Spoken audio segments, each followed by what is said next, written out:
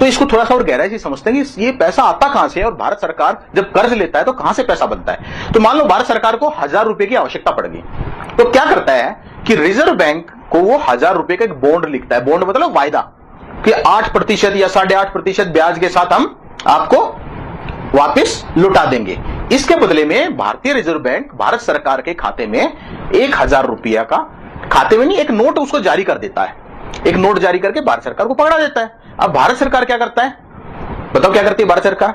उस 1000 रुपये को जनता के पास खर्च कर देती है। मान लो देश की सरकार ईमानदार सरकार है, पूरी तरह से हम मान लेते हैं कि देश की सरकार ईमानदार सरकार है, मोदी ईमानदार है, केजरीवाल भी मान लो ईमानदार है, और पूरा ही पूरा जनता में खर्च कर दिया। वैसे तो राजीव गांधी ने एक बार क्या कहा था कि सिर्फ 85 पैसे, 15 पैसे पहुंच पाती, 85 पैसे सरकारें खा जाती है। लेकिन मान ले कि 100 का 100 पहुंचा देती है, तो 1000 रुपया अब जनता के पास आ गया। अब जनता क्या करेगी इस 1000 रुपये का?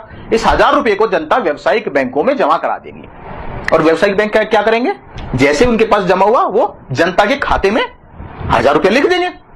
अब बैंकों के पास कितना पैसा आ गया है? 1000। अब वो कितना कर्ज दे सकते हैं? उससे 10 गुना। एक तो उन्होंने लिख दिया खाते में 1000 रुपया, लेकिन 9000 रुपया और वो कर्ज का दे सकते हैं। तो इस प्रक्रिया को रोकने के लिए केंद्रीय बैंक कहता है रिजर्व बैंक की इससे महंगाई बढ़ जाएगी। अगर पैसा 9 गुना हो गया, 9000 और खर्च हो गया, तो इससे महंगाई बढ़ सकती है। तो इस प्रक्रिया को रोकने के लिए रिजर्व बैंक क्या कहते हैं कि हम ओपन मार्केट ऑपरेशन करते हैं। ओपन मार्केट ऑपरेशन में क्या करते हैं कि वो जो बॉन्ड है भारत सरकार का, उसको व्यावसायिक बैंकों को बेच देते हैं। अर्थात अब जो 1000 रुपया है वो वापस रिजर्व बैंक के पास चला गया, और जो बॉन्ड है वो कहां आ गया? देखिए व्यावसायिक बैंकों के पास। ठीक है ना। अब देखिए रिजर्व बैंक का क्या काम था, रिजर्व बैंक ने 1000 रुपए का नोट बनाया था और 1000 रुपए का नोट उसके पास वापस आ गया। तो हम ये मान सकते हैं कि रिजर्व बैंक ने क्या काम किया, एक बिचौलिए का काम किया। इसलिए हम रिजर्व बैंक को कुछ देर के लिए भूल भी जाते हैं, बिचौलिए का काम किया उसने, सिर्फ उसका तो कुछ काम नहीं था। तो हुआ क्या है ये पूरी व्यवस्था में? इस पूरी व्यवस्था में जब भी भारत सरकार को पैसे की जरूरत पड़ती है, तो एक तरह से वो अपना एक वायदा लिख के कि कोई मुझे पैसा दे दीजिए, वो व्यावसायिक बैंकों तक पहुंचा देती है रिजर्व बैंक के माध्यम से। व्यावसायिक बैंक क्या करते हैं कि 1000 रुपए का बॉन्ड रखकर भारत की सरकार के खातों में 1000 रुपया लिख देती है। जो भारत सरकार खर्च करती है तो जनता के खातों में लिखा रहता है। एक तरह से सिर्फ खाते में लिखने का व्यावसायिक बैंक रिजर्व बैंक से बॉन्ड मांगती है। और अब देखो जनता के खाते में 1000 रुपया जमा है, तो 1000 रुपया का 10% तो व्यावसायिक बैंकों को चाहिए। तो रिजर्व बैंक का रोल क्या आता है?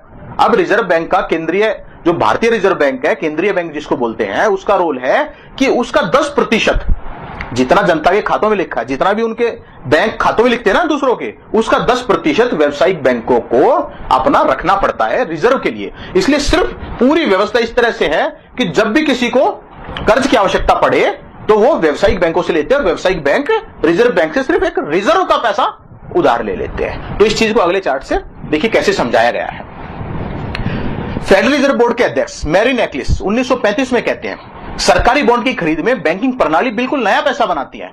जब बैंक सरकार द्वारा जारी किए गए $1 अरब के बॉन्ड खरीदता है तो वो सरकारी खातों में $1 अरब लिख देता है। इस तरह से वे सिर्फ खातों में लिखकर $1 अरब पैदा कर देते हैं। अर्थात देश का पैसा कैसे पैदा होता है? जब भी सरकार को पैसे की जरूरत पड़ी तो बैंक कहते हैं हम पैसा बनाकर आपके खातों में लिख देते हैं, तो इससे पैसा पैदा हो जाता है। सरकार ये काम खुद भी कर सकती है, लेकिन सरकार मानसिक रूप से गुलाम है, वो नहीं करना चाह रही। हम आगे बताएंगे ऐसा क्यों नहीं करती हैं सरकारें। अब $1 अरब उनके खाते में लिखा जाता है और पैसा पैदा करते हैं जिसपे वो ब्याज देते हैं। अब देखो भारत सरकार को या जनता को मान लो कर्ज की जरूरत पड़ी तो क्या करेगी भारत सरकार? मान लो आज भारत सरकार पर 50 लाख करोड़ का कर्ज है, तो 50 लाख करोड़ के वो बॉन्ड व्यावसायिक बैंक में जमा कर देगी। व्यावसायिक बैंक बदले में क्या करेंगे? भारत सरकार के खाते में 50 लाख करोड़ रुपया लिख देंगे। अब जनता भी ऐसे ही, जनता को भी अगर मान लो 50 लाख करोड़ रुपए की जरूरत पड़ गई तो उनके खाते में भी 50 लाख करोड़ रुपया व्यावसायिक बैंक लिख देंगे। अब व्यावसायिक बैंक जितना पैसा लिखते हैं खातों में उस पर ब्याज वसूल करते हैं, लेकिन उनको पैसा लाने के लिए क्या चाहिए? सिर्फ एक रिजर्व रखना है उसका 10%। भारत में तो 4% है, लेकिन मैं अभी 10 मान के आसानी के लिए करके दिखा रहा हूं कि मान लो 100 लाख करोड़ रुपया भारत सरकार के खाते में और जनता के खातों में बैंकों ने लिखा हुआ है, उसमें सिर्फ 10 लाख करोड़ रुपया चाहिए। और वो 10 लाख करोड़ रुपया कहां से आता है? 10 लाख करोड़ रुपया रिजर्व बैंक बैठी है देने के लिए। जब व्यावसायिक बैंकों के पास रिजर्व की कमी पड़ जाती है तो वो केंद्रीय बैंक के पास जाती है, यानी भारतीय रिजर्व बैंक के पास जाती है। अमेरिका में जैसे फेडरल रिजर्व बैंक है, अमेरिका में यही व्यवस्था चल रही है, हर देश में यही व्यवस्था चल रही है लगभग। तो इस व्यवस्था में सिर्फ 10% चाहिए और भारत में तो सिर्फ 4%। तो ये पूरा चार्ट इस तरह से पैसा पैदा होता है। अर्थात केंद्रीय बैंक $1 पैदा करती है, और व्यवसायिक बैंक उसको 20-25 गुना पैदा करके कर्ज के दे देती है। इसलिए सारा पैसा बनाना कहां से बनता है? व्यवसायिक बैंकों से। आगे देखते हैं इस पूरी व्यवस्था को। इसके बारे में अर्थशास्त्री जॉन केनेथ गालब्रेथ कहते हैं, बैंकों के पैसे बनाने की प्रक्रिया इतनी सरल है कि दिमाग चकरा जाता है। दिमाग इसलिए चकरा जाता है क्योंकि हमें कुछ और ही सिखाया गया है। रॉबर्ट बी एंडरसन, अमेरिका के वित्त सचिव, 1959 में कहते हैं, जब एक बैंक कर्ज देता है तो यह कर्ज देने की राशि कर्ज देने के बैंक अकाउंट में लिख देता है।